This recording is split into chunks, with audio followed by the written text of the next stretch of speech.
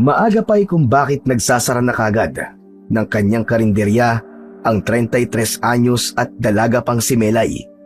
Kasama niya ang 25 anyos na tapat niyang serbidora na si Hera. Maaga na naman silang nagsara dahil halos wala na naman silang customer. Ang totoo'y ilang linggo nang matumal ang kumakain sa kanilang karinderya. Ay, mukhang isasara ko na ng tuluyan tong karinderya, Hera. Nasasayang lang ang mga niluluto ko. Mauubos na ang puhunan at ipon ko, wala pa rin bumabalik na kita. Mabuti pa, humanap ka na ng malilipatan mong karinderya. Ibibigay ko na lang sa iyo ang sahod mo bukas. Natigilan saglit si Hera sa ginagawa niyang pagliligpit ng kanilang mga gamit sa pagluluto. Malungkot na hinarap niya si Melay na nooy sapu-sapu pa ang noo. Susuko ka na kaagad, ate? Masarap ka naman magluto ng iba't ibang putahe eh. At the best ang presentasyon mo ng mga pagkain. Walang problema sa husay mo magluto. Siguro sadyang pangit lang tong pwesto natin. Ha? Paanong pangit ang pwesto natin? Malapit naman tayo sa paaralan, sa plaza at sa highway. Marami ring mga taong dumaraan dito. Hindi mo pa kasi ako diretsahin na hindi talaga ako masarap magluto. Promise, hindi ako magagalit. Ay, hindi totoo yan, ate. Ang yayami kaya ng mga luto mo. What I mean malas lang talaga siguro tong pwesto natin. Baka may kung ano rito sa naupahan nating pwesto na pumipigil sa pagpasok ng swerte dito sa karinderya natin. Sa totoo lang may negatibong enerhiya akong nararamdaman dito noon pa. Hindi ko lang talaga matukoy-tukoy kaya hindi ko rin masabi sa'yo. Siguro kailangan nating kumonsulta sa feng shui experts para mapaalis natin ang malas na bumabalot dito sa paligid ng karinderya. Ganon? Baka naman kasi kasali ka sa malas na sinasabi mo. Hindi ka kasi palaligo Ay! Palagi ako naliligo, ate, no? Di pa bango nga ako parati Saka palagi rin kaya ako nakangiti para maka-attract ng customer. Kaso, yung mga taong dumadaan dito ang snubbers. Maya-maya pa ay napatapik sa hangin si Hera nang may kung anong maisip. Napalinga pa siya sa isang banda na parang may nararamdaman na kung ano.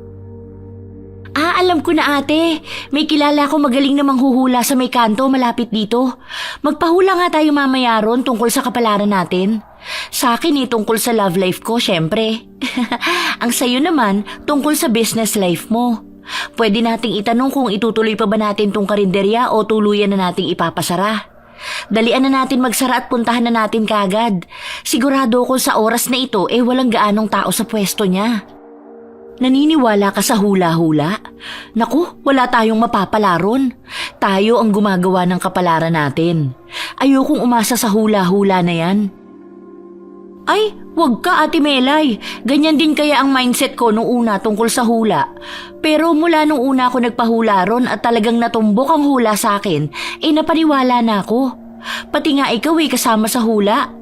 Ang sabi, makakatagpo raw ako ng bagong kaibigan na mas matanda sa akin at magiging parang sa magkapatid ang magiging turingan natin.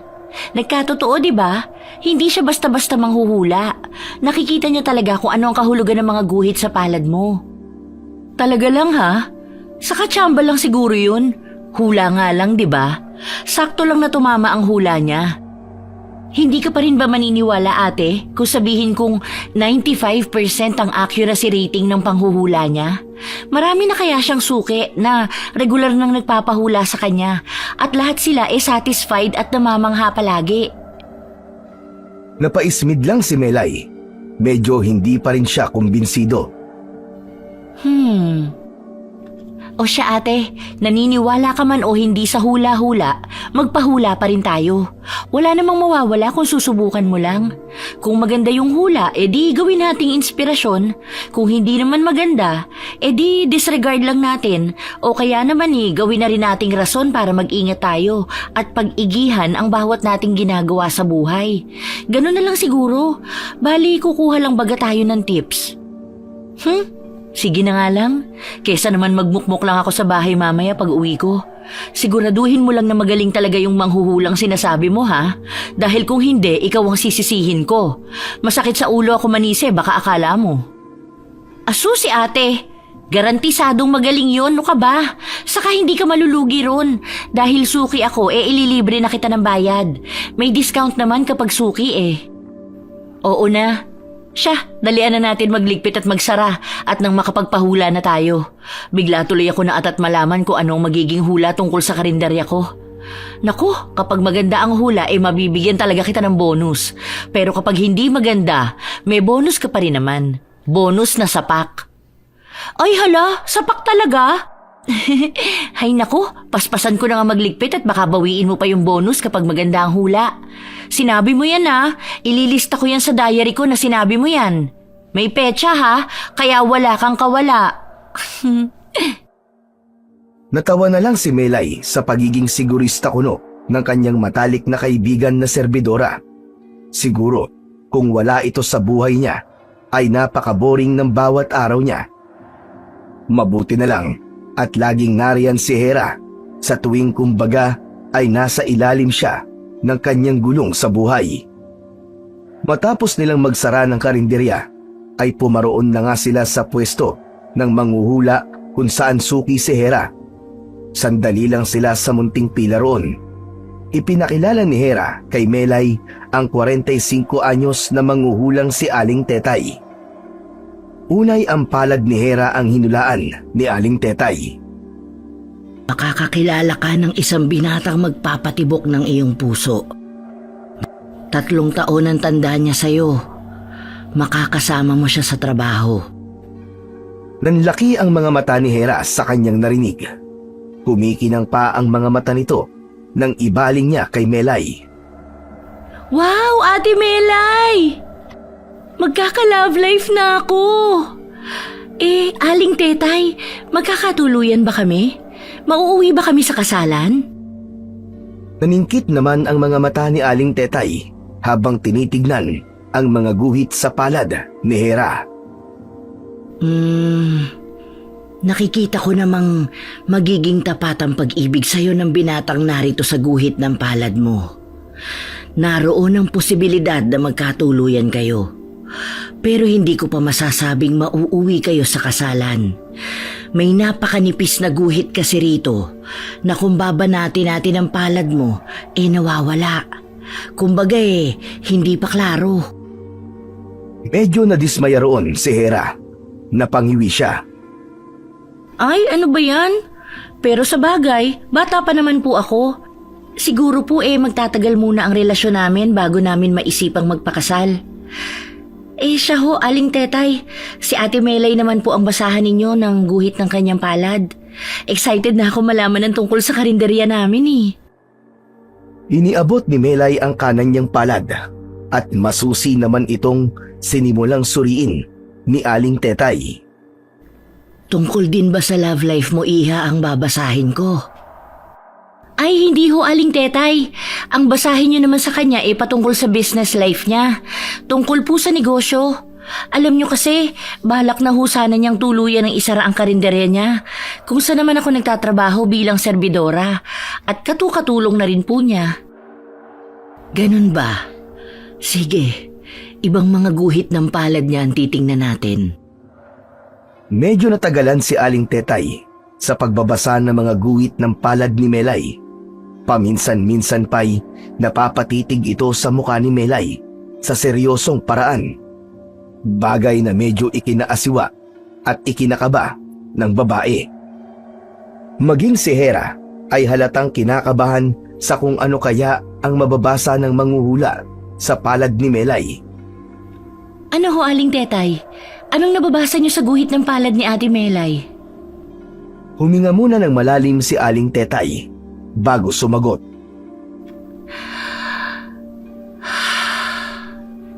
Tama lang na isara mo na ang kasalukuyan mong karinderya. Wala sa lugar ng karinderya mo ngayon ng swerte mo sa negosyo. Ang nakikita ko rito, kailangan mo pang dumayo para magsimula ng bagong karinderya. Teka ho, Aling Tetay, bakit humalas ang karinderya niya sa lugar na ito? Dahil maraming negatibong mga enerhiya ang nasasagap ng lokasyon ng kasalukuyan niyang karinderya. Mga makukulit na mga negatibong enerhiya na kahit paulit-ulit mong itaboy ay paulit-ulit lang ding bumabalik at lalo pang lumalala. Kita mo na, Ate Melay, sabi ko sa'yo may mga negatibong enerhiya talaga sa karinderya natin. Uling binalingan ni Hera si Aling Tetay. Aling Tetay, saan ho kayang lugar kami magandang dumayo?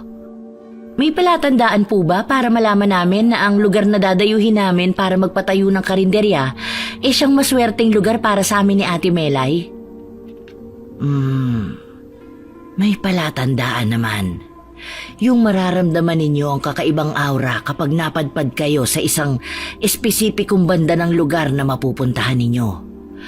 Kapag parang gumaan ang pakiramdam ninyo sa lugar na yon na hindi ninyo maipaliwanag, yun na yun. Doon na kayo mismo magpasimula ng bagong karinderya. Kaya lang... Natigilan saglit si Aling Tetay sa pagsasalita. Tinatansya niya muna kung tama ang nababasa sa palad ni Melay. May espesipikong guhit siyang muling pinasadahan ng kanyang hintuturo. Kaya lang ano ho, Aling Tetay? Magiging matagumpay ang karinderya mo sa panibagong lugar na mahahanap ninyong dalawa. Pero yun ay may kapalit. Hindi ko lang espesipikong masabi kung ano ang kapalit. Basta ang maipapayo ko na lamang ay palagi kayong mag-iingat, lalo ka na Melay, doon sa lugar na lilipatan ninyo. Maging alerto palagi. Kung positibo ang kapalit, edi mabuti. Pero kung negatibo, yun ang kailangang palaging bantayan. Sa mga sinabi ni Aling Tetay, ay makahulugang nagkatinginan sina Melay at Hera. Pero sigurado po, Aling Tetay, na magiging successful ang bagong karinderyang bubuksan namin dun sa dadayuhin naming lugar? Oo, sigurado yun.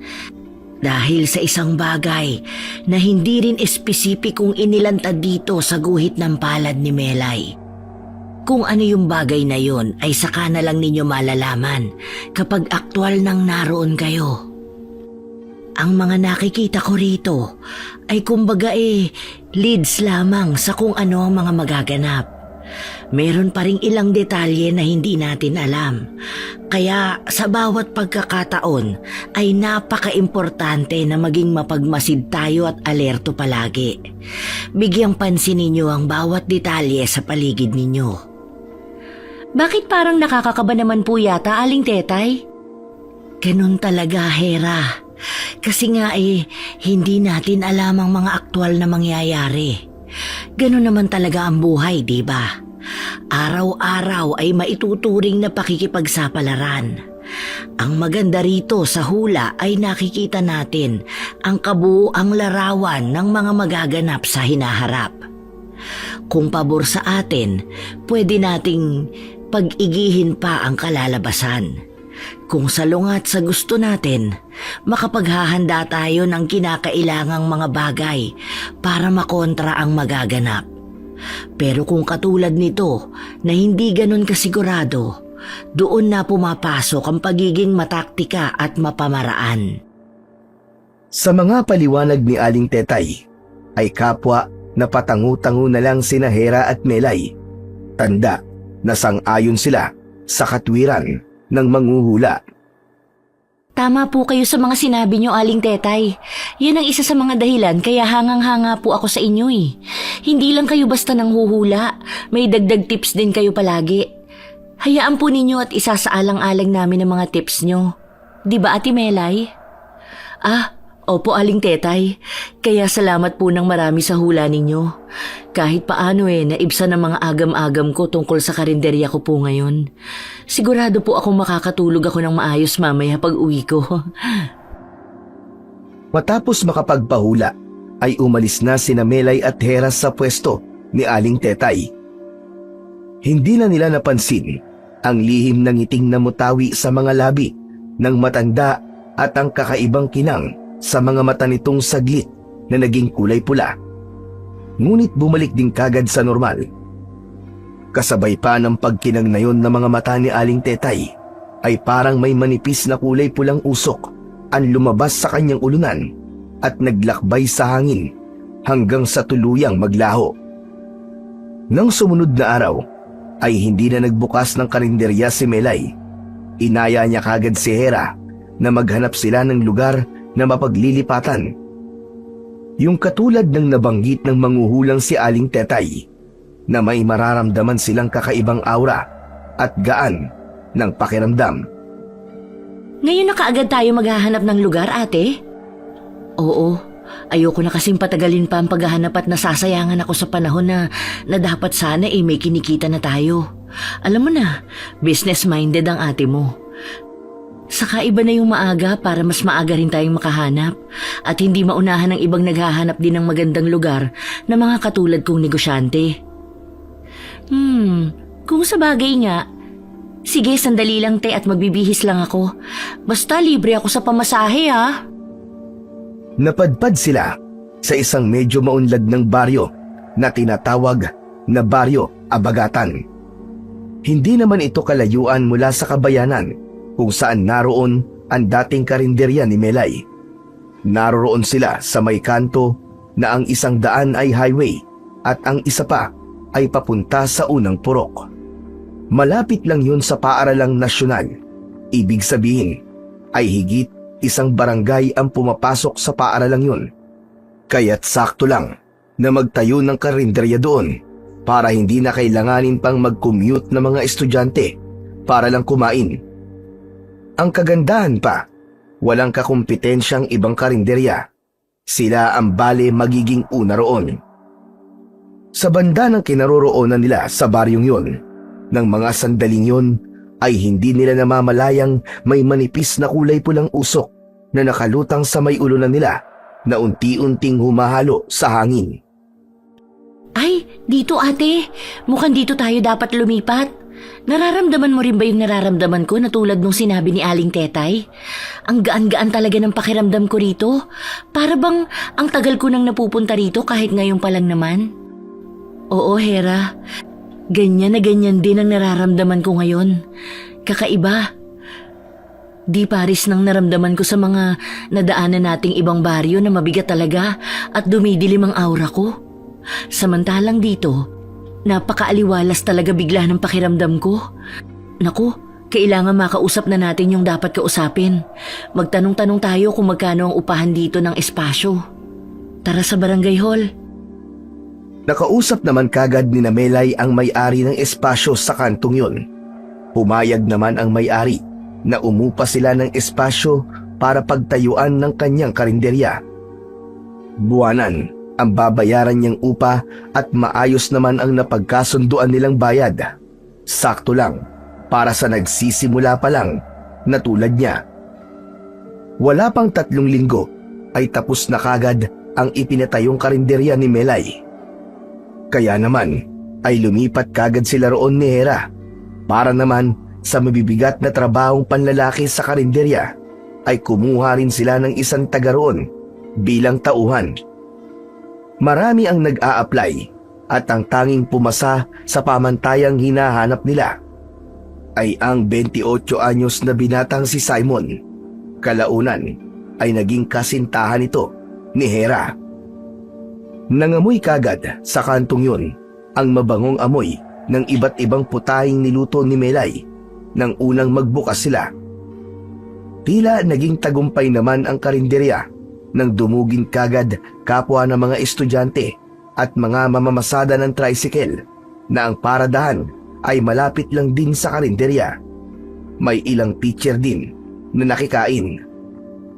Ang mga putahing naging patok ay dinuguan, sinigang, adobo, minudo, lechon kawali, pinakbet na may sahog na baboy, at ang specialty na kare-kare. Wow, Ate Melay! Patok ang karinderya natin sa unang araw ha. O diba, tama yung hula sa'yo ni Aling Tetay. Magiging tagumpay ang karinderya natin. Kailangan lang pala talaga dumayo tayo ng lugar. Ganito pala kasaya kapag maraming kumakain. Oo nga, ang saya. Pero kailangan maging alerto pa rin tayo, ha? Tandaan mo yung sinabi ni Aling Tetay na baka may kapalit itong instant success natin. Kailangan nating maging mapagmasid. Oo ate, hindi ko nakakalimutan yun. Kanina pa kaya ako pa simple-simpleng inoobserbahan ng mga kumakain dito. Pati ang paligid natin minamatyagan ko. Tinatawanan nga ako ni Simon kanina. Para raw akong ligaw na ibon na palinga-linga. Naku, tapos ikaw naman palagi ang minamataan nun. Napagalitan ko nga kanina. Ang sabi ko, trabaho ang atupagin niya at hindi ang bantayan ng bawat kilos mo. Kinilig naman doon si Hera. Hayaan mo na ate. Ganon siguro talaga ang first time magka-jowa. Pareho kaya kaming first timer. Hayaan mo, ako mismo pagsasabihan ko rin siya na ilugar ang paghanga niya sa akin. Pero makaraan ang 3 araw ay biglang tumumal ang bilang ng mga kumakain sa karinderya ni Melay. At lumipas pa ang 1 linggo, 2 linggo, at lalo pang tumumal ang bilang ng kanilang customer. Nadismaya siya sa biglang paghina ng pagpasok ng kanilang kita. Bakit ganun, Hera? Bigla namang tumumal ang kumakain dito sa karinderya natin. Akala ko pa naman tuloy-tuloy na ang success natin. Sariwa naman palagi yung mga niluluto ko. Ano nang nangyari sa hula? Patikim lang, ganun? Hindi ko alam ate kung anong nangyari. Ikaw Simon, sa palagay mo, anong nangyari at biglang humina ang karinderya natin? Unay nagkibit balikat lang si Simon, pero may sinabi rin siya. Ganyan lang siguro talaga. Kumbaga may mga araw na matumal. Baka babalik din sa dati pagtagal. Lahat naman yata ng business ay may mga panahon na humihina Saka, baka kailangan natin ng ibang marketing strategy. Pwedeng magdagdag tayo ng side dishes, free soups, at kung ano-ano pa. Wow! Bakit parang may alam ka sa mga ganyan-ganyan ha, Simon? Nagbabasa-basa na rin kasi ako ng tungkol sa mga negosyo, mahal. Wala naman siguro masama doon, di ba? Tama ka, Simon. Sige, susundin ko yung mga tip mo. Pero makalipas na naman ang 1 at 2 linggo, ay parang wala pa ring epekto ang mga suwestyon ni Simon. Matumal pa rin ang mga customer. Hanggang sa iisa na lang ang regular nilang customer na kumakain sa karinderya. Yun ay walang iba, kundi ang isang 55 anyos na aling nagngangalang Nori. Ang totoo'y, noon palihim na nagmamasid si Aling Nori sa kabubukas pa lang na karinderya ni Melay. Hindi lang ang karinderya niya, kundi maging ang kalakaran o lagay ng mga tao sa buong baryo Abagatan. Sa tuwing nagmamasid ito'y may manipis na mga pulang usok na parang pumapasok o nasasagap ang katawan nito na agad ding naglalaho sa hangin. Halos puro uba na ang mahaba at alon-alon na buhok ni Aling Nori. Palagi niya itong itinatago sa kanyang itim na alampay o malaki at malapad na panyong pantaklob. Ang nanlalalim na mga mata niyang nangingitim ang palibot at ang maitim-itim niyang bungi-bunging mga ngipin ay naitatago niya kahit paano sa pamamagitan ng bahagyang make-up. Nagmumukha rin siyang presentable at hindi halatang kahina-hinala. Isang gabi, bago tuluyang magsara ng kanyang karinderya si Melay, noon ay mag-isa lang siya sapagkat maagang nagpaalam sina Hera at Simon para daw mag-date. Nilapitan siya ng matandang si Aling Nori na nooy katatakip silim pa lamang. Pwede ba akong umorder at kumain, iha? Unay nag-alangan pa si Melay kung pagbibigyan ang matanda o tuluyan na lang magsasara. Pero naisip niyang sayang din ang mga putahing niluto niya. Mabuti pang kahit paano ay may maihahin siya mula sa mga ito. Naisip rin niyang okay nang may kaunting kita kahit papano. Ha? Sige ho Lola. Pumili lang ho kayo ng gusto niyong ulam at hahainan ko kayo. Pumili na rin po kayo ng pwesto niyo riyan. Ang pinili ng matanda ay dinuguan at minudo. Ang pwesto namang pinili nito ay sa kasulok-sulukan pa, yung hindi ito ganong makikita ng mga tao sa labas kung may daraan sa karinderya. Pagkahain ni Melay ng mga inorder ng matanda, ay may ipinakiusap ito. Pwede bang samahan mo muna ako rito habang kumakain, iha? Sige po Lola, pero sandali ho at kukuha rin po ako ng makakain ko at sasabayan ko na kayong maghapunan. Nagmadali pa si Melay na kumuha ng kanyang makakain at agad binalikan ang pwesto ng matanda. Nang madaanan din niya ang salaming pinto ng karinderya niya ay ibinaliktad niya ang karatolang nakasabit doon mula sa open patungo sa close. Taga rito ho ba kayo Lola? Ngayon ko lang po kasi kayo nakita. Oo, iha. Matagal na akong naninirahan dito. Pag-alagala nga lang. Ikaw, dayo ka lang dito, hindi ba? At bagong bukas lang itong karinderya mo, tama? Oho. Dayo lang po ako rito at bago nga lang po itong karinderya ko. Kaso po ang problema, bigla hong tumumalang kumakain dito. Nung una naman po dinumog kami. Pero kalaunan, kumonti na. Ngayon nga heto po, kayo na lang ang kumakain ngayon.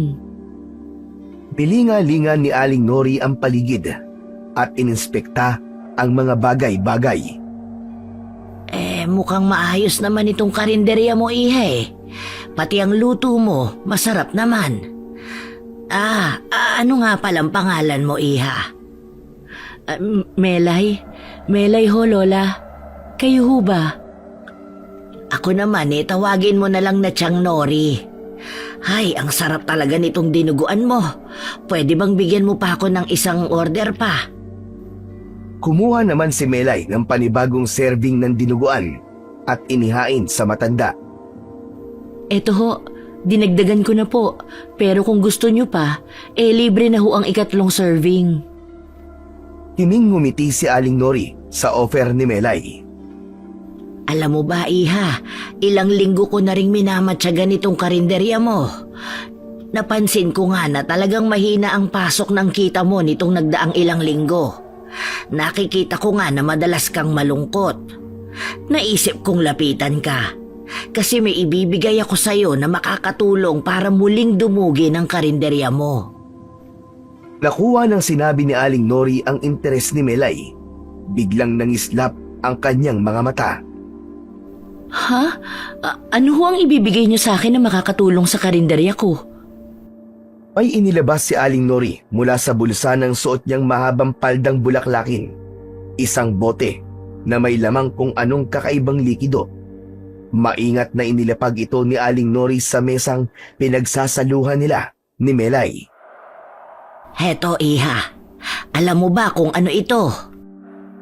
Ininspekta ni Melay ang inilapag na yon ng matanda sa lamesa. Ano ho ba ito? Para po itong pampalasa o rekado? Tama po ba ako? Umaliwalas bigla ang mukha ni Aling Nori at tumango-tango. Tama ka, iha. Rekado nga yan. Isang sikretong rekado. Kapag inihalo mo ang mga kahit kalahating kutsarita lang yan sa mga putahing iluluto mo, paniguradong hahanap-hanapin na ng mga tao ang lasa ng luto mo. Medyo nanlaki ang mga mata ni Melay sa nalaman. Naisip niya ang senaryong muling dinudumog ang kanyang karinderya. Talaga ho? Sabi ho ninyo, ibibigay nyo to sa akin. Di akin na ho ito. Oo naman, iha. Ibibigay ko talaga sa'yo yan dahil nakikita kong malulugi ka kung magpapatuloy na walang kumakain sa karinderya mo. Kahit paano'y masaya na ako kapag nakita kong makakabawi ka rin. Isa pa, para sa akin, ang pagtulong sa iba ay bali pagtulong na rin sa sarili ko. Mas masaya sa pakiramdam yung may naibibigay kang mabuti sa lipunan kesa yung ikaw ang palaging tinutulungan. Tama ako, hindi ba? Ay, oho. Tama po kayo dyan. Naku, salamat po ng marami, Tiyang Nori. Tatanawin ko po tong malaking utang na loob sa inyo kapag dinumog po ulit ang karinderya ko. Siya nga po pala. Ano po palang klase ng rekado ito? Gawa po saan? Naku, sikreto ko lang ang mga sangkap niyan, iha. Basta karamihan ng sangkap niyan ay galing sa mga halamang aromatiko at espesyal na mga langis.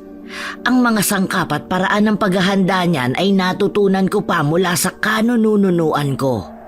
Basta kung maubos mo yan at kakailanganin mo ulit, kapag nagawi ako rito, magsabi ka lang at bibigyan ulit kita ng libre.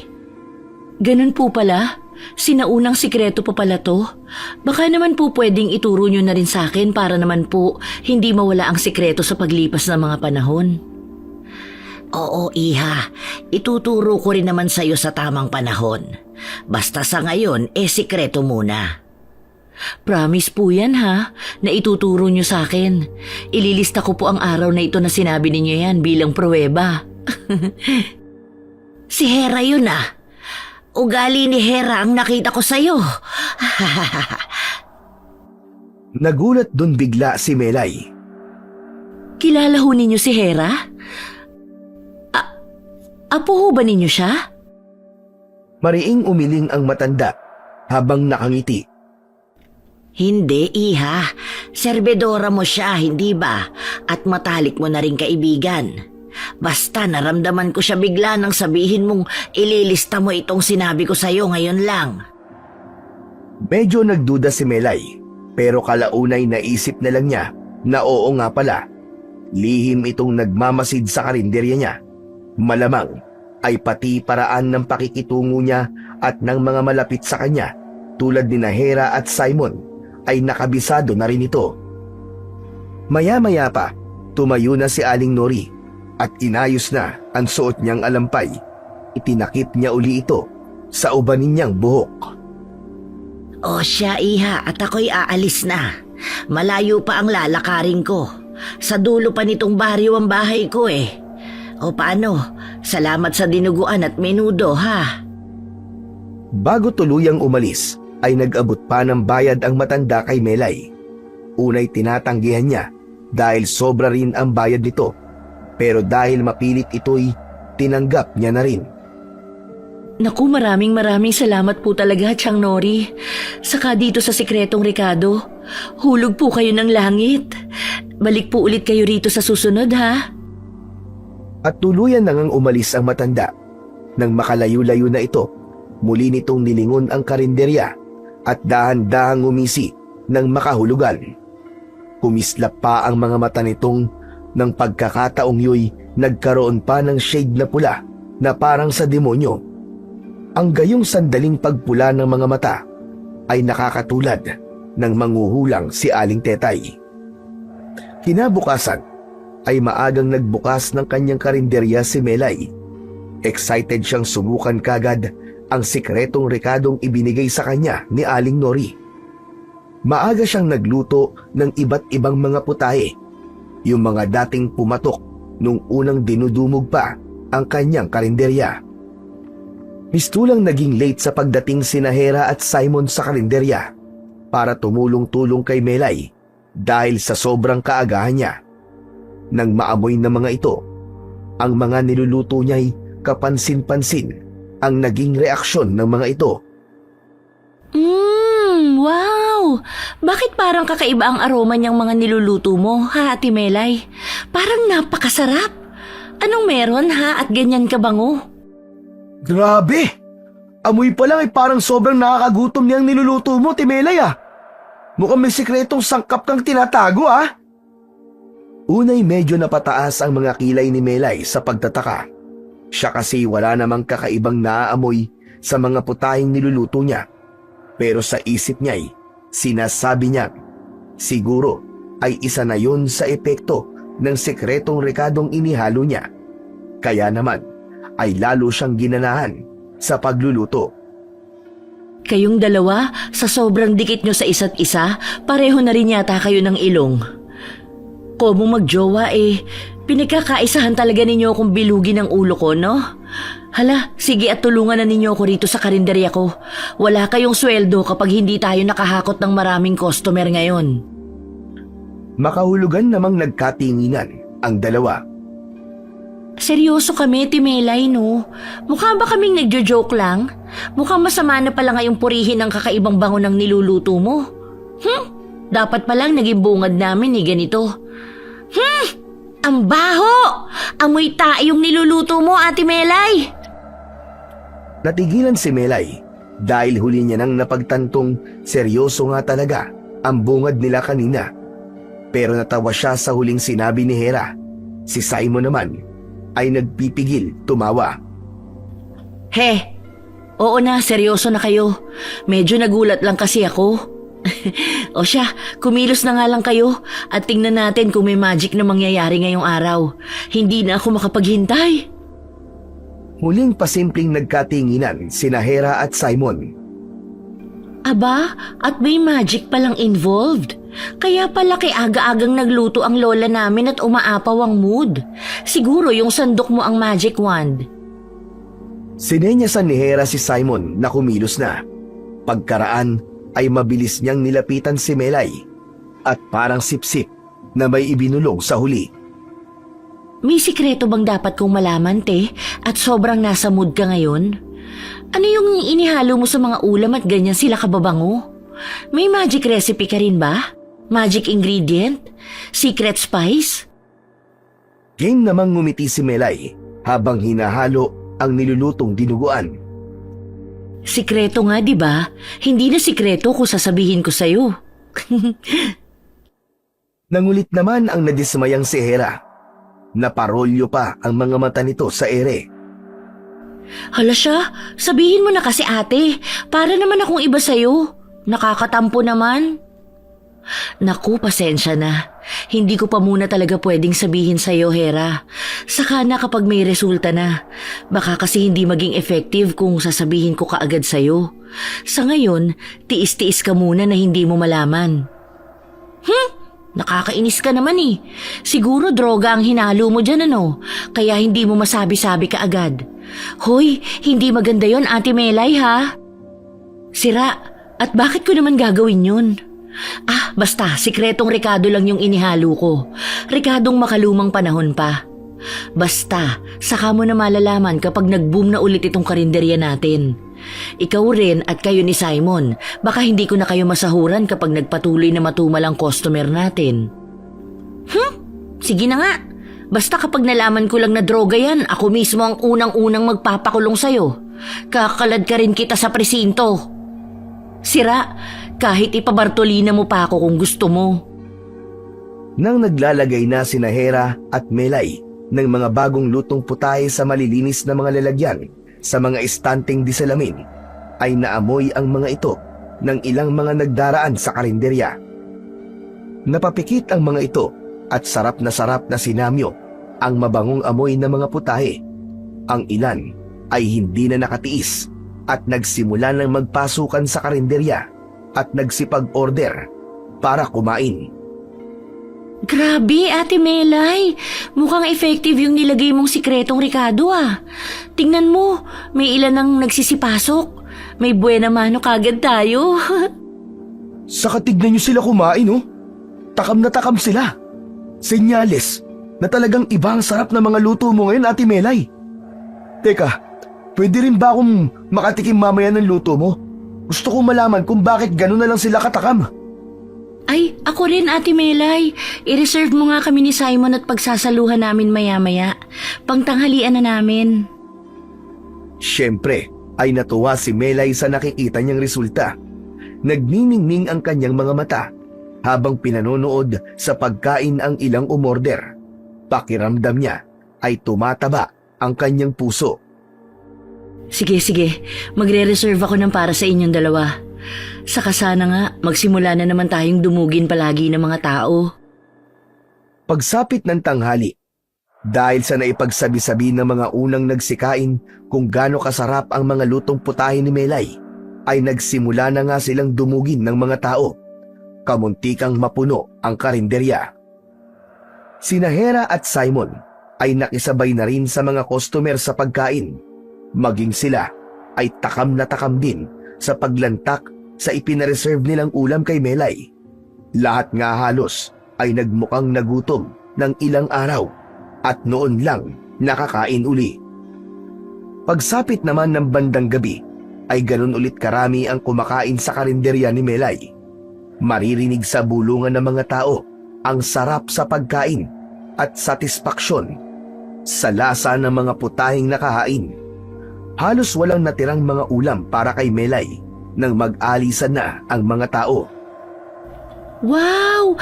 Ang dami nating naging customer ngayong araw, Ate Melay. Nakakatuwa talaga. Kamusta naman ang kinita natin, te?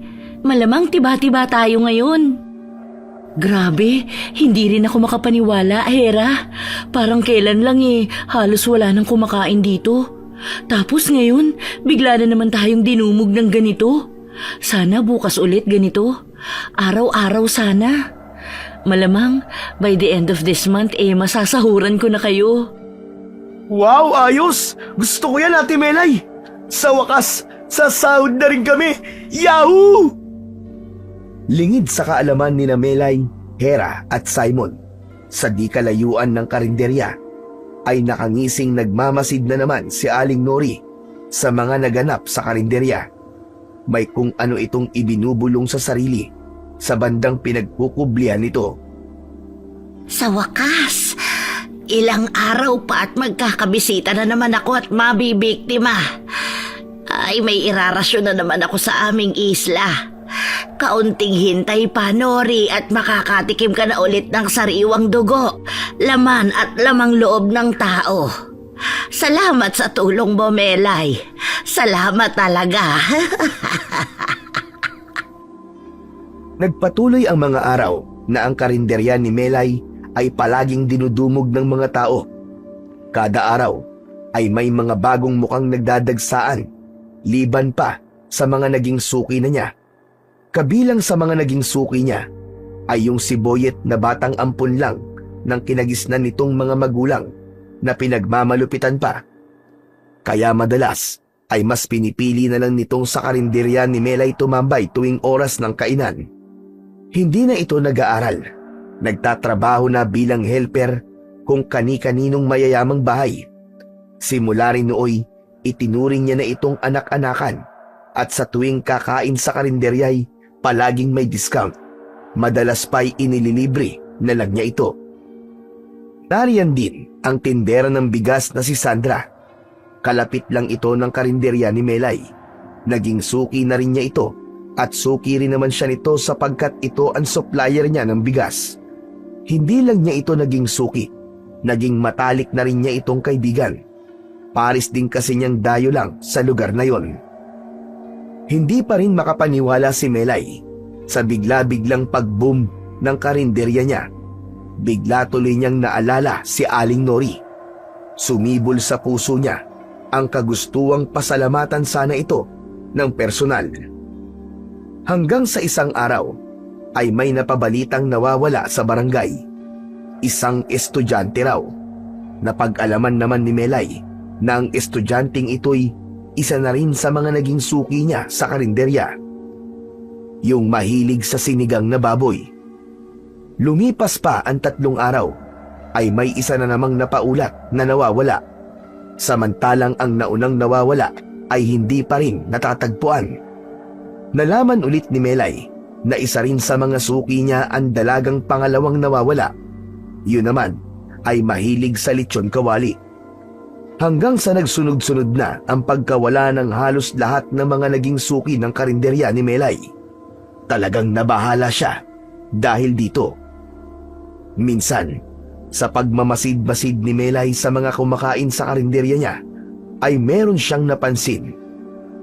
Karamihan kasi sa mga matagal na niyang suki, kung kumain ay parang mga nawawala sa sarili, tulad ng nakikita niya sa kakaibang lamlam na nasa kanilang mga mata. Hindi rin pangkaraniwan ang pagkatakaw nila habang nilalantakan ang mga putaing inihain sa kanila ni Hera at Simon. Samantala, ang mga baguhan ay hindi naman ganon. Pati kina Hera at Simon ay ganon din ang napansin ni Melay sa tuwing nakikita niyang kumakain ang mga ito. Naisipan niyang kausapin ang mga ito tungkol sa mga naoobserbahan niya. Hera? Simon, may tanong lang ako sa inyo. Kapag kumakain kayo at mga luto ko ang inuulam ninyo, wala ba kayo napapansing kakaiba sa mga sarili ninyo habang kumakain kayo? Nagtatakang nagkatinginan naman sina Hera at Simon. Wala naman. Bakit man natanong, Ate Melay? Ano bang meron? Hindi ba kayo parang nawawala sa sarili ninyo? Napaisip pareho sina Hera at Simon. Kapwa silang parang may inaalala kung may ganun nga bang nangyayari kapag kumakain sila. Teka, Simon. Parang may ganun yata akong nararamdaman. Ikaw ba? Oo Hera. May ganun din yata akong nararamdaman. Yung bang nagugulat na lang ako pagkatapos natin kumain na naubos na pala natin yung pagkain natin. Talaga? Hala, bakit nga pala ganun ang nararamdaman natin? Ngayon ko lang yata napansin. Ate Melay, ano bang meron at napansin mo yun? Natigilan naman saglit si Melay. Sandali niyang minataan ang mga kumakain sa kanyang karinderya. Kasi, ngayon ko lang talaga napansin. Tingnan niyo yung mga kumakain, lalo na yung mga matatagal nating mga suki. Pansinin niyo, para silang wala sa sarili, di ba? Tapos kung lanta ka ng mga pagkain, parang wala nang bukas. Parang hindi na normal. Kuryoso namang binalingan ng tingin ni Hera at Simon ang mga kumakain sa karinderya. Lumarawan sa kanilang mga muka ang pagkamangha ng mapagtantong totoo ngang ganoon ang nangyayari. Hala, oo nga. Bakit ngayon ko lang din napapansin? Teka, Ate Melay, ibig mo ba sabihin? Parang ganun din sa kanilang napapansin mo sa amin ni Hera sa tuwing kumakain kami? Uling tumangu-tangu si Melay. Nooy nagsisimula ng may mabuong kutob sa isip niya. May kinalaman sa sekretong rekadong ibinigay sa kanya ni Aling Nori na hanggang sa mga oras na yon ay hindi pa ulit nagpapakita sa kanya. Inaalala niyang baka may kinalaman ang rekadong yon sa mga pagkawalang nagaganap sa baryo. Oo, ganun na ganun din, Simon. Walang pinagkaiba. Kaya ganito ang gawin natin. Huwag muna kayong kakain mula sa mga putahing niluto ko. Ipagluluto ko na lang kayo ng hiwalay, yung walang sikretong rekado. Biglang nanlaki ang mga mata ni Hera nang maalala niya ang sikretong rekado na minsan ay napag-usapan nila ni Melay. Hala, yung sikretong rekado nga pala, Ate Melay. May kutob akong may hindi maganda sa rekadong yun. Hindi kaya may kinalaman yun sa pagkawala ng mga tao rito sa Baryo Abagatan? Shh! Hinaan mo lang ang boses mo, Hera. Hindi pa tayo sigurado kaya aalamin pa lang natin. Kinukutuban na nga rin ako sa sikretong rekadong binigay sa akin ni Chang Nori eh. Chang Nori? Sinong Chang Nori? Kilala ba namin yun ni Simon? Hindi ko rin talaga siya totoong kilala. Basta minsan niya akong pinuntahan dito isang gabi na maaga pa. Noong minsang maaga ninyo akong iniwan para mag-date kayo. Ibinigay niya sa akin yung sikretong rekado na makakatulong daw para muling dumugi ng karinderya ko. Tinanggap ko naman dahil sabi niya, ang paraan ng paggawa ng rekadong yun ay buhat pa sa kanununuan niya. Saka mukhang mabait naman yung tao kaya hindi ko na pinagdudahan. Teka, Ate Melay, ano bang itsura ni Aling Nori na yun? Inilarawan naman ni Melay kina Hera at Simon ang kabuoang itsura ni Aling Nori. Hala, siya yung nakabunggo namin dati ni Simon. Nakakatakot nga ang itsura ng ngipin nun eh. Maitim kasi. Napagkamalan ko ang aswang yun. Itong si Simon pa nga may negatibong enerhiya raw na naramdaman sa aling yun. Tapos yun pa pala ang nagbigay sa'yo ng sikretong rekado. Hala, parang ibang pakiramdam ko rito, Ate Melay. Parang gusto kong kilabutan ah. Dapat hindi mo na tinanggap ang rekadong yun. Kung alam ko lang, di hindi na sana kami ni Simon kumakain ng luto mo. Malalim na napaisip si Melay.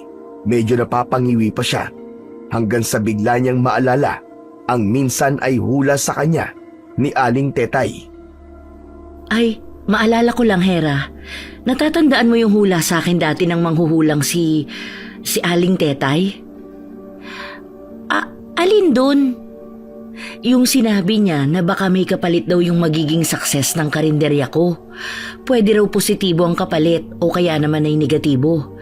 Ito na kaya yung kapalit na yun? Kaso lang parang negatibo naman. Diyos ko, parang iba na rin ang naiisip ko sa mga nangyayari dito sa karinderya ko.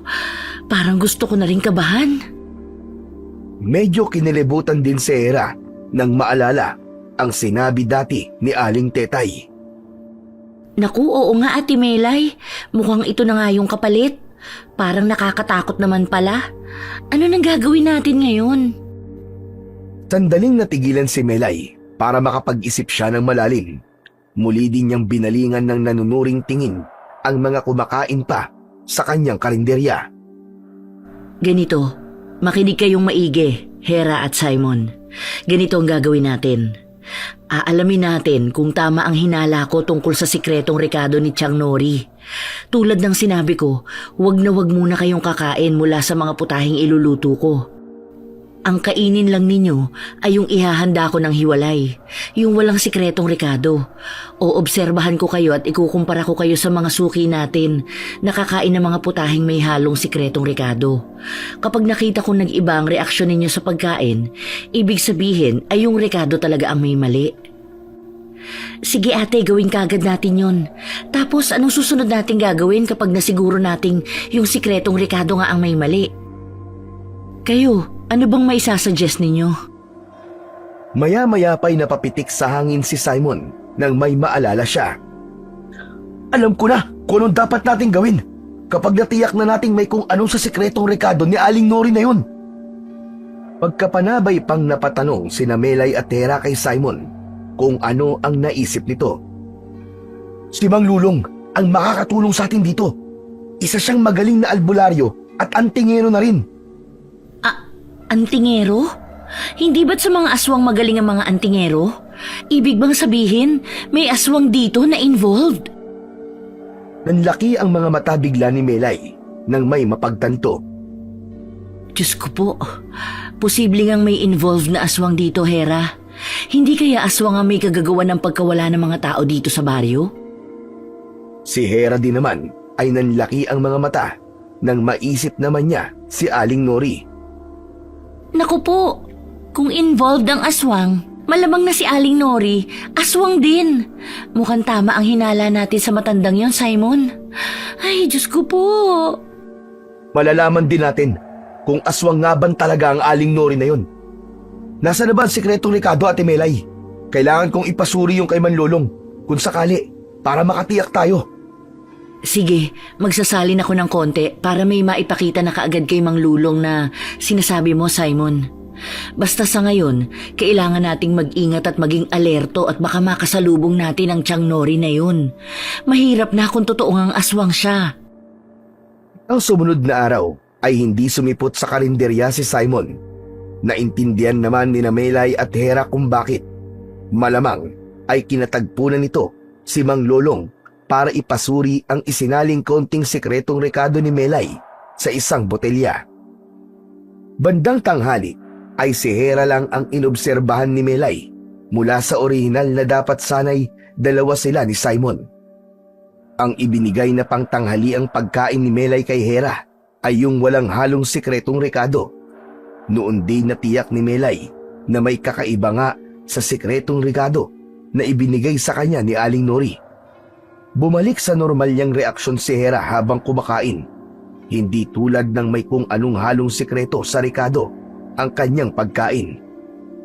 Positive, Hera. May kung ano nga sa sikretong rekado ni Chang Nori. Kapag nakabalik na si Simon, ay mas makukumpirma pa natin. Sa ngayon ay hintayin natin siya. Saka teka pala, habang kumakain ka ng walang sikretong rekado, wala ka bang ibang naramdaman sa sarili mo? Meron ata ate. Anong naramdaman mo? Yung ang lakas ng cravings ko sa pagkain may halong sikretong rekado.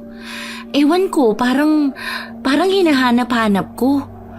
Pwede na ba akong kumuha ng may rekado? Akma na sanang tatayo si Hera para kumuha ng ulam sa estante, pero maagap siyang pinigilan ni Melay. Hindi, Hera. Hindi ka na maaaring tumikim ulit ng may sikretong rekado. Delikado. Pero biglang nagpumilit si Hera, kaya naman ay kinailangan na ni Melay ng puwersa para mapigil ito. Maya-maya, may naisip siya. Sige, bibigyan kita ng may sikretong Ricardo. Pero sumama ka muna sa akin at may ipapagawa lang ako sa'yo saglit sa kusina. Sumunod naman si Hera kay Melay. Siyempre, ay hawak pa rin ni Melay si Hera nang mahigpit sa braso nito. Nang nasa kusina na sila, isinara ni Melay ang pinto para walang makakita sa kanila sa kanyang gagawin kay Hera. Pinaupo niya saglit ito sa silyang naroroon. Pagkaraan, ay palihim siyang kumuha ng matibay na tali at gaping tape. Itinago niya ang mga ito sa likod niya para hindi maghinala si Hera sa balak niyang gawin. Nang malapitan na niya si Hera, ay mabilis niya itong itinali sa kanyang kinauupuan. Mabilis ang kanyang kilos, ano pat hindi man lang nakuwang makapalag ni Hera. Hindi rin ito kagad nakahiyaw dahil mabilis ding nilagyan ni Melay ng gaping tape ang bibig nito. Pasensya ka na, Hera, pero kailangan ko muna itong gawin sa'yo. Para sa'yo rin naman ito. Iba talaga ang kutob ko sa sikretong Ricardo ni Chang Nori. Pero huwag ka mag-alala, kapag nalagpasan natin ito ay kakalagan din kita. Sosolusyonan natin ito. Nanganganib ang buong baryong ito dahil sa pagkakamali ko na kagagawa ng Chang Nori na yun. Samantala, sa baryong pinuntahan naman ni Simon kung saan nakatira ang antingerong si Mang Lolong, ay kasalukuyang sinusuri ng huli ang laman ng botelyang ibinigay rito ni Simon na may lamang kaunting sikretong Ricardo. Lumarawan sa mukha nito ang pagkabigla at pag-alala. Napansin ngayon ni Simon. Ano hong meron sa Ricardong yan, Manlolong? Ligtas po ba yung gamitin o ano? Nanlalaki ang mga matang binalingan ni Mang Lolong si Simon. Hindi. Hindi ito isang Ricardo sa pagluluto. Ito ay isang hindi pangkaraniwang likido na may halong laway ng aswang at dinasalan ng itim na mahika. Isang aswang na maalam din sa mahikang itim ang may gawa nito. Ho? Laway ng aswang at itim na mahika? Ano pong magiging epekto niyan kapag naihalo po sa pagkain? Sapat na panahon ang kailangan bago magiging lubusan ang epekto nito sa sino mang madalas kumain ng pagkaing may halo ng likidong ito. Teka ho, Mang Lolong. Mawawala po ba sa sarili ang taong sabihin na po nating madalas makakain po na may halong likido pong yan? Ama ka, iho. Mawawala ka sa sarili. At dahil may halo pang mahikang itim, malamang na may iba pang bagay na hindi pangkaraniwan ang mangyayari. Liban pa sa pagkawala sa sarili. Hindi ko pa alam sa kayon kung ano, pero sigurado kung delikado ang mangyayari dahil aswang ang may kagagawan. Mga tuso ang mga aswang, baka akala mo. Lumarawan naman sa mukha ni Simon ang labis na pagkabahala at pagkatakot. Paano'y siya mismo ay madalas makakain ng putahing may halong sikretong Ricardo kuno. Siyempre ay hindi yun nakaligtas sa mapanuring tingin ni Mang Lolong. Teka, iho, bakit ganyan na lamang ang iyong reaksyon? Madalas ka rin bang makakain ng pagkaing nahaluan ng likidong ito na pinapasuri mo? Mariing tumango-tango si Simon. Oo, tama ho kayo, Mang Lolong. Pati nga po yung girlfriend ko madalas din po makakain yan doon po sa karinderya ni Aling Melay, kung saan naman po kami nagtatrabaho. Ganun ba? Nako, delikado kayo ng girlfriend mo. Teka sandali, may kailangan akong ibigay sa'yo. May kinuwang kung anong botelya si Mang Lolong mula sa taguan nitong malaking baul na gawa sa kahoy ng itim na kamagong. Mabisang pangontra ito laban sa epekto ng likido ng aswang. Uminom ka lang ng kahit na kaunti nito ay tatalab kagad. Pero wag ka na ulit kakain ng pagkaing may likido ng aswang.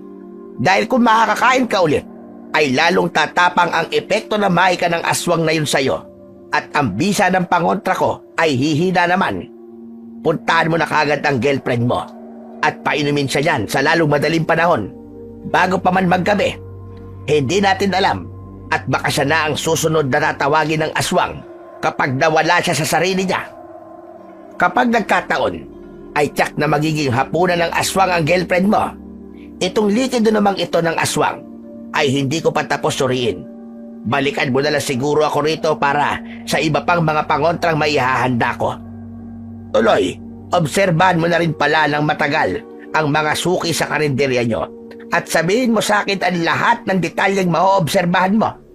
Kailangan matalo natin ang aswang na may kagagawan ng likidong may samahikang itim. Ganun na nga ang ginawa ni Simon. Nagmamadali na kagad niyang iniwan ang matandang albularyo at ang tingero. Sige o Manlolong, aalis na po ako. Babalik na lang po ako. Bandang maghahapon dumating si Simon sa karinderya. Si Hera kagad ang hinanap nito kay Melay nang mapansin nitong wala roon ang kasintahan. Si Hera, Ate Melay, nasan siya? Bakit wala siya rito sa karinderya? Pero hindi mo na siya sinagot ni Melay. Teka muna, Simon. Kumusta muna yung ipinasuri mong sikretong rekado kay Mang Lulong na sinasabi mong albularyo at antingero? Anong nalaman ni Mang Lulong? Hindi pa natatapos sa ginagawa niyang pagsusuri si Mang Lolong, ate. Pero binalaan niya akong delikado raw ang sikretong rekadong yun. Sinabihan niya akong pumarito muna saglit para mag-obserba raw sa mga matagal nang kumakain dito. Bakit daw yung matatagal nang kumakain dito?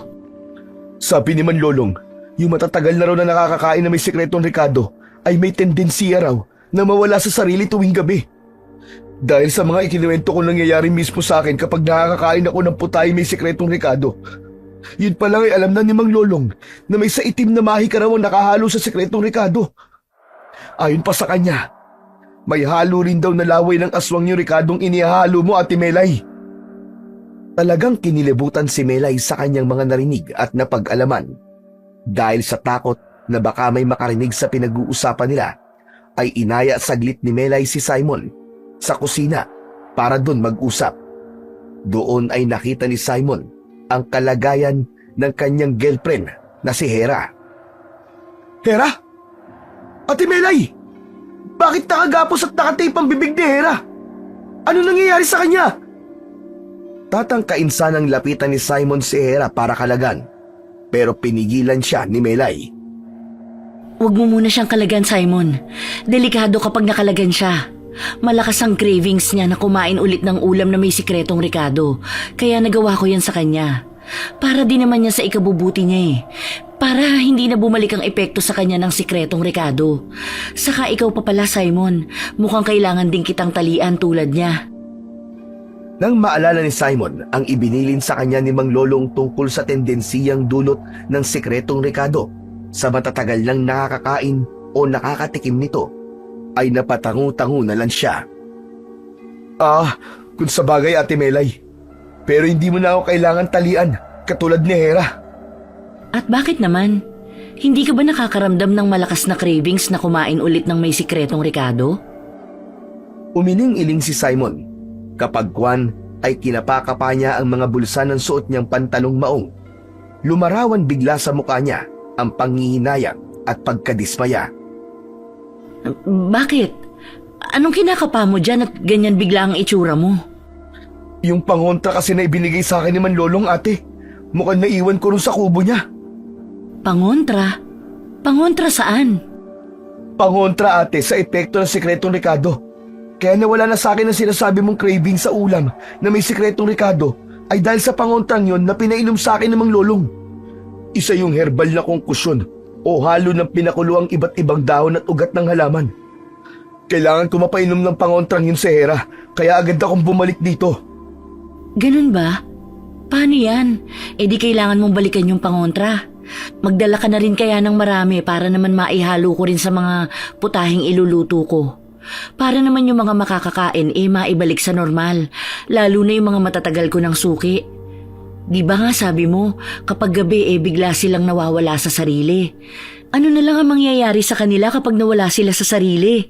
Hindi rin ba sinabi sa'yo ni Mang Lulong kung ano ang posibleng mangyari sa kanila? Inalala naman ni Simon ang mga sinabi sa kanya ni Mang Lolong. Hindi pa raw siya sigurado, ate, kung ano pa raw ang mangyayari sa kanila. Posible raw na Mag-sleepwalking sila o kaya naman baka raw may mga bulong silang maririnig. Pero oras na masiguro raw niya kung anong espesipikong mangyayari sa kanila ay ipapaalam daw niya kagad sa atin at gagawa raw kagad siya ng mga pangontra. Ganun ba? O siya, sige na. Bumalik ka na kay Mang Lulong at magdala ka kaagad dito ng maraming pangontra.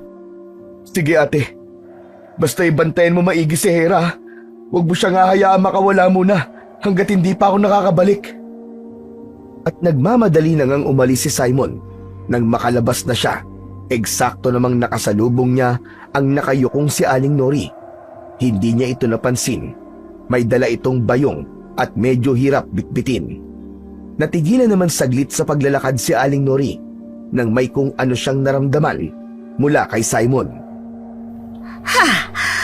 Ang lalaking yon.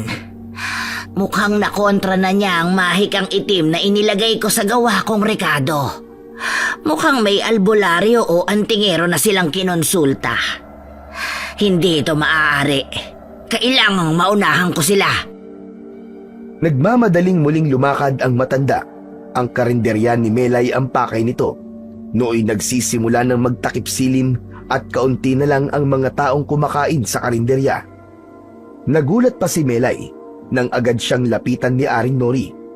Kinabahan siya pero sinikap niya itong itago at pilit itong nginitian. Uy, Chang Nori! Kumusta po? Bakit ngayon lang ulit kayo napadalaw dito sa karinderya ko? Pumunta lang ako rito, iha, dahil may ibibigay ako sa'yo. Heto nga, may daladala akong isang bayong. Heto, tanggapin mo. Nagkatay kasi kami ng kalabaw at baka sa bukid. Masyadong marami ang karne para sa pamilya ko, kaya naisipan kong ibigay na lang sa'yo ang iba. Tamang-tama naman at may karinderya ka. Noon nga lang napansin ni Melay ang bitbit na bayong ng matanda. Napansin niyang may kaunti pang tumutulong medyo sariwang dugo-dugo mula sa isang sulok ng bayong. Kahit medyo kinukutuban si Melay sa maaaring laman ng bayong, ay tinanggap pa rin naman niya ito ng may peking ngiti. Matapos siyo'y agad namang nagpaalam si Aling Nori na parang nagmamadali. Bagay naman na napansin ni Melay. Siya, paano iha? Aalis na ako. Marami pa kasi akong aatupagin sa bahay ngayong gabi. Balikan ko na lang sa mga susunod na araw yang bayong. Siya nga pala. Hindi pa ba nauubos ang laman ng sikretong rekadong binigay ko sa'yo dati? Meron pa naman po, Chang. Pero kung gusto niyo ulit ako bigyan, magdala na rin ho kayo sa susunod. Ang galing ho kasi talaga ng rekado ninyo. At siya nga ho pala, maraming salamat po pala sa sikretong rekado. Dahil po doon heto po, dinudumog po palagi itong karinderya ko. Maraming salamat po talaga. Yun ba? Naku, wala yun, iha. Ako rin nagpapasalamat sa'yo. Saka, Biglang natigilan si Aling Nori na parang may kung anong nasagap. Napatingin nga ito kapag kwan sa banda ng kusina ng karinderya ni Melay. Napansin ito syempre ni Melay at naisip niya si Hera na naroon nga sa kusina. siya, kailangan ko na talaga magmadaling umalis, iha. Maiwan na kita. Pagkaalis ni Aling Nori ay agad na dinala ni Melay ang bayong na naglalaman daw kuno ng karne ng kalabaw at baka. Bago ito ipasok sa rep ay kinailangan niya muna itong hugasan para maalis ang mga dugo-dugo pa. Halos mapaatras si Melay nang isang bulat niya sa palanggana ang laman ng bayong. Hindi niya nagustuhan ang kakaibang amoy ng sariwang mga karning yon. Tansya niya ay parang hindi ganon ang amoy ng karne ng kalabaw o baka. Basta iba ang amoy at hindi niya mawari kung ano. Walang ano-ano, habang nililinisan niya ang mga karne, ay napatanaw siya sa munting salaming bintana ng lababo kung saan siya naguhugas ng mga karne. May napansin siyang isang taong parang wala sa sarili na naglalakad at patago-tago kung saan-saan. Sinipat niya itong maigi at namukaan niya kung sino ito. Isa ito sa mga suki niya sa karinderya. Nang bigla ay maisip niya ang sinabi dati ni Simon na tendensiya raw ng mga matagal nang nakakakain na mga putahing luto niya na may sikretong rekado, ay kinutuban siya. Bigla ay naisip niyang ano kaya kung sundan niya kung saan ito pupunta. Nang gabing yoy, kuryosidad ang namayani kay Melay na halos iniwanan na niya ang ginagawa at bahala na kung walang tumao sa karinderya. Ang importante ay malaman niya kung ano ang nangyayari sa taong yun na wala sa sarili at kung saan ito inaakay ng kung anumang kumokontrol o umaakay rito. Sa kakasunod ni Melay sa lalaking yon na wala sa sarili, ay nakarating sila sa sementeryo at hanggang sa likod nito kung saan ay may isa palang bahay roon na ikinukubli ng maraming mga puno at mga halamang palumpong. Alertong nagtago si Melay sa isang malapad na puno nang mapansin niyang may isang matandang babaeng palabas sa bandang kusina ng bahay. Dahil madilim-dilim, ay hindi gaanong namukaan ni Melay ang itsura ng matandang babaeng yon. Pero nang magsalita ito bigla at marinig niya ang boses ng matanda, ay nanlaki ang kanyang mga mata at natuptop niya ang kanyang napangangambibig. Hindi siya maaaring magkamali. Si Aling Nori, ang matandang babaeng yon. Maligayang pagdating, iho. Halika sa kusina at ihahanda ko na ang katawan mo. Parang robot namang sumunod ang lalaki kay Aling Nori, papasok sa pinto ng kusina ng munti niyang bahay. Kinakabahan man, ay sinikap lumapit nang walang ingay si Melay sa may kusina. Kailangan niyang masilip kung ano ang susunod na mangyayari at kung ano ang gagawin ni Aling Nori sa lalaki.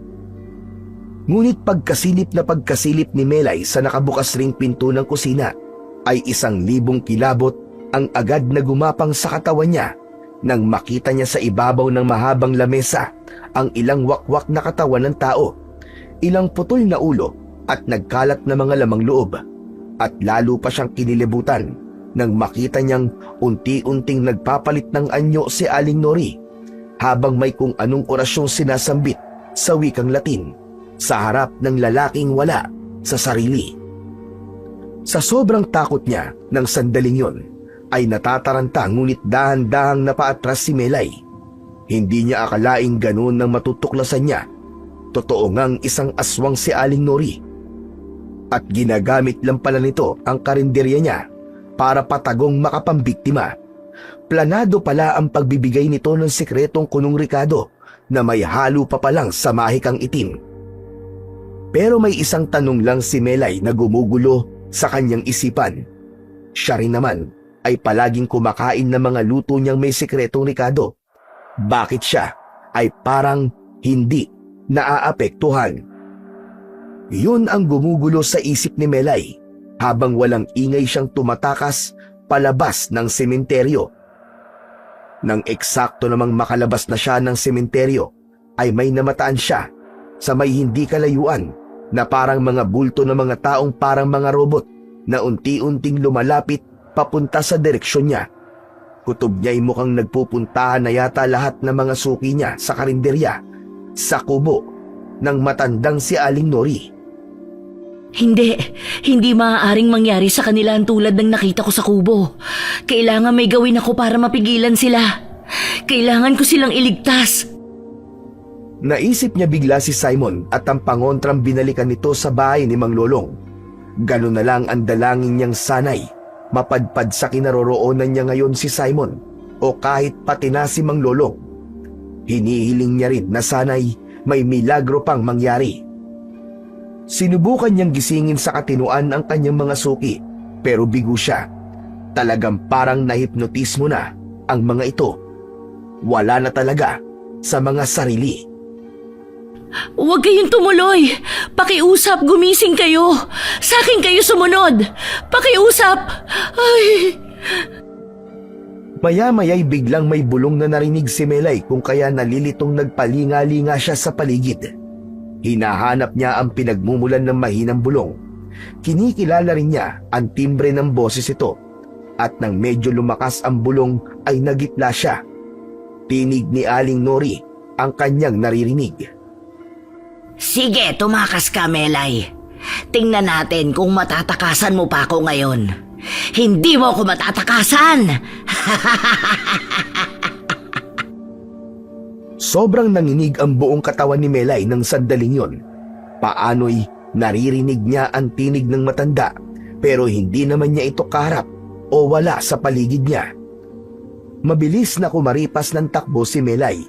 Wala siyang pakialam kung tumilapon man ang suot niyang sandalyas.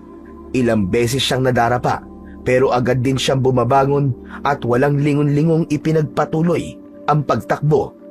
Tila nakalutang na ang kanyang mga paa sa bilis ng kanyang pagtakbo. Hanggang sa wakas ay muli siyang nakabalik sa kanyang karinderya. Sakto namang ng oras na yon ay nadatnan niyang wala ng tao roon. Kaya naman ay nagmamadali siyang pumasok dito at kahit pagod na pagod at hinihingal ay dali-dali niyang isinara ang mga dapat isara sa takot na baka sundan siya ni Aling Nori na kumpirmado na niyang isang aswang. Ano na kayang gagawin ko? Nakabalik na kaya si Simon? Diyos ko, sana nga nandito na siya. Wala pa naman akong kasama. Nang pupunta na siya sa may kusina, sa bungad pa lang nito sa may pinto, ay napansin na niyang parang nagkagulo roon. Napansin din niya ang ilang basag na mga plato at baso sa sahig. Kunot noong dahan-dahan siyang pumasok sa kusina habang alertong minamataan ang paligid. Nakita niya ang ref na nakabukas. Napanganga siya sa pagkagulat nang makita niyang ang mga inilagay niyang karne rito na galing kay Aling Nori ay nakasambulat. Nagkalat din sa sahig ang iba. Kinakabahang sinundan niya ang ilang piraso na papunta sa likod ng malaking kabinet na nagsisilbing dibisyon ng kusina. Ganun na lamang ang pagkasindak ni Melay nang matuklasan niyang nakahandusay sa sahig sa likod ng kabinet ang wakwak na katawan ni Simon. Katabi nito ang isang matandang lalaki na sa tansya niya'y si Mang Lolong mismo. Wakwak din ang dugo ang katawan nito at wala nang lamang loob. Sumambulit din sa sahig ang hawak nitong kung anong botelya na naglalaman ng langis. Ang lalo pang ikinagimbal ni Melay ay nang may marinig siyang tunog ng matakaw na pagnasab ng kung ano sa isang tabi. Pagbaling niya'y napaatras siya at halos mapasalampak sa sahig nang mamataan niya ang wala ng buhay na wakwak ding katawan ni Hera habang kasalukuyang nilalantakan ng isang katakot-takot at pagkapangit-pangit na nilalang. Walang iba kundi ang aswang na si Aling Nori. Kamusta, Melay? Halika, saluhan mo ako.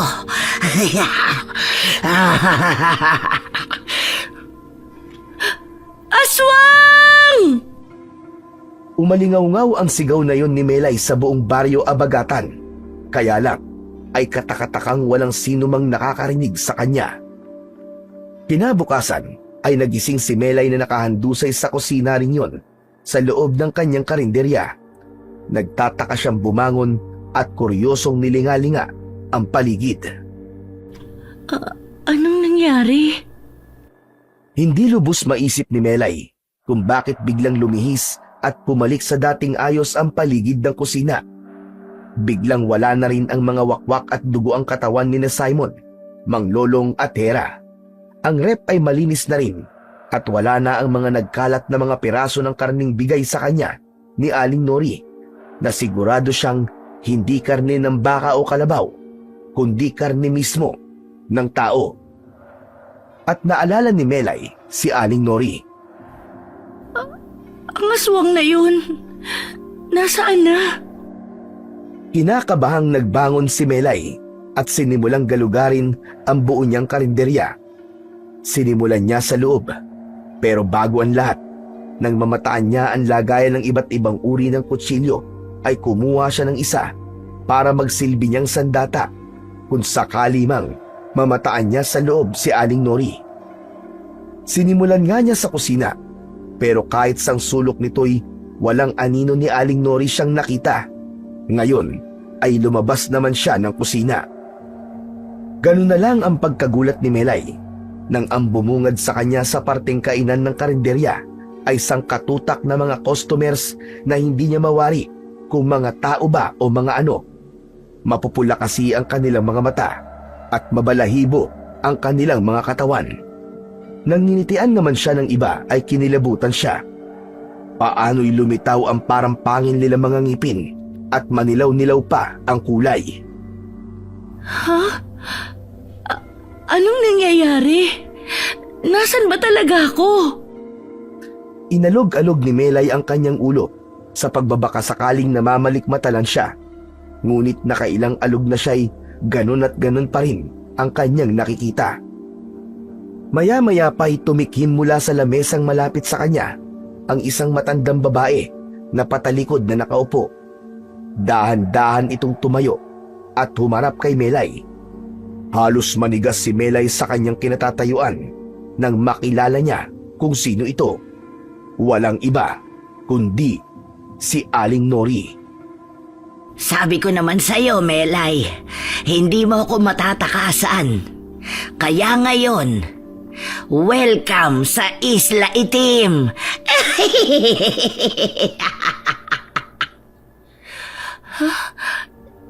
Isla Itim? Hindi makapaniwala si Melay. Napasilip pa siya sa labas ng kanyang karinderya. Sa hindi kalayuan na kanyang natatanaw, ay may nakikita siyang malawak na asul at maalong dagat. Hindi niya lubos maisip kung paanong nangyaring wala na pala siya sa baryo Abagatan. Pero paanong napadpad ako rito? Walang imposible sa tulad kong aswang na may taglay pa na mahikang itim, Melay. At para rin pala sa kaalaman mo, kahit kailan ay wala pang nakakatalo sa akin na antingero o albularyo. Malas na lang ng lulong na yon na kinonsulta ninyo. Hindi tumalab sa akin ang kanyang mga pangontra. At ikaw namang babae ka. Halika, sumunod ka sa akin.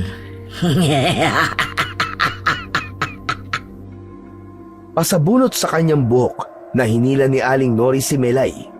Dinala siya nitong muli sa loob ng kusina at sa tapat mismo ng ref. Buksan mo ang ref na yan at ipagluto mo ang mga bisita kong mga aswang ng iba't ibang putahing iniluluto mo gamit ang mga karneng makikita mo riyan. Mula ngayon ay dito ka na magsisilbi sa karinderya ko. Buong buhay mo'y ipagluluto mo kami. Siguraduhin mo lang na palaging masarap ang pagkakaluto mo. Dahil kung hindi ay matutulad ka sa mga nasa loob ng ref na yan. Hala, sige na. Buksan mo na ang ref. Nanginginig ang mga kamay na dahan-dahan namang binuksan ni Melay ang ref. Napasigaw siya ng malakas nang ang unang namataan niyang nakalaman sa ref ay ang tatlong ulo ni Hera, Simon at Mang Lolo.